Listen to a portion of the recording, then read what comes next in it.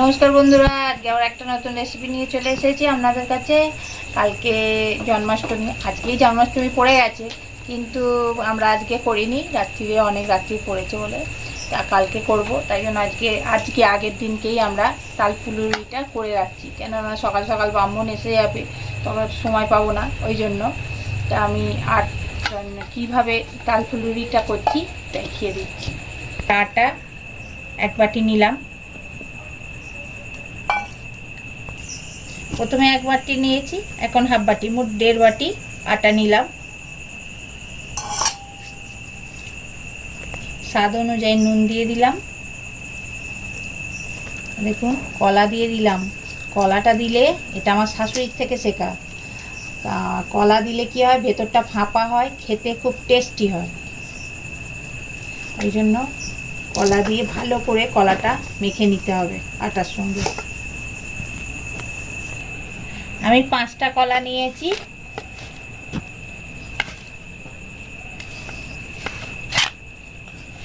যদি এর থেকে একটু বেশি করেন তাহলে কলার পরিমাণটা বাড়াবেন, তবে কিন্তু জিনিসটা ভালো হবে। যেমন আটা নেবেন আর কি। আমি 1.5 বাটি আটা নিয়েছি, 5টা কলা নিয়েছি। নারকেল দেব, এক মালা নারকেল,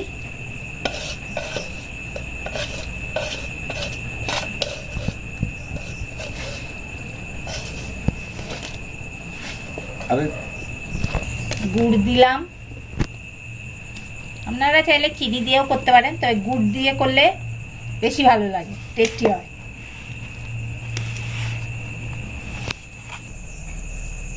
বড় চামচের 1 চামচ মৌরি দিলাম।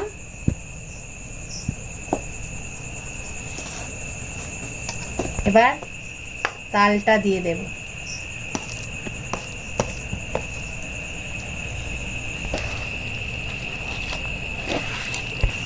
তাল দিয়ে ভালোভাবে মেখে নিতে হবে।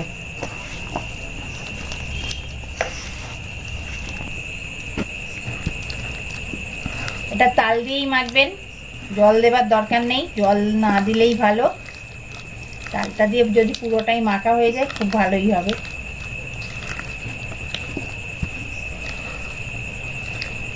তালের বড়া খেয়ে নন্দন নাচিতে লাগিল। আমার কপু সোনা কাল খাবে, তো ওই জন্য এইসব আয়োজন।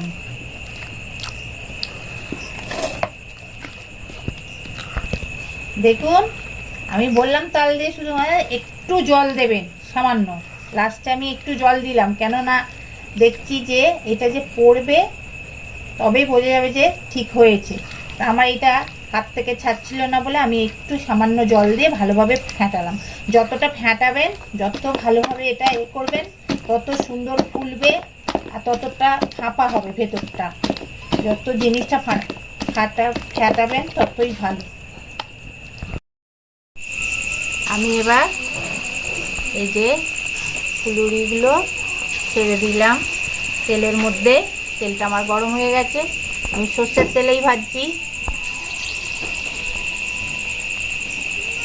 আপনারা চাইলে সাদা তেলে ভাজতে পারেন।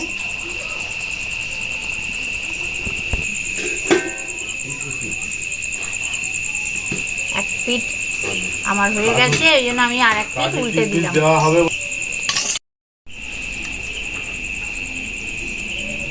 দেখুন, এই যে আমার হয়ে গেছে, এরকম লাল লাল করে ভেজে নেবেন। এবার তুলে নেব, ভালো করে তেলটা ঝরিয়ে তুলতে হবে।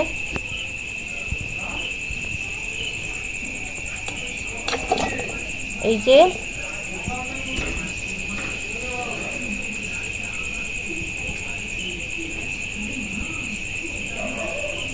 এরকম ভাবে তেল যেন না থাকে,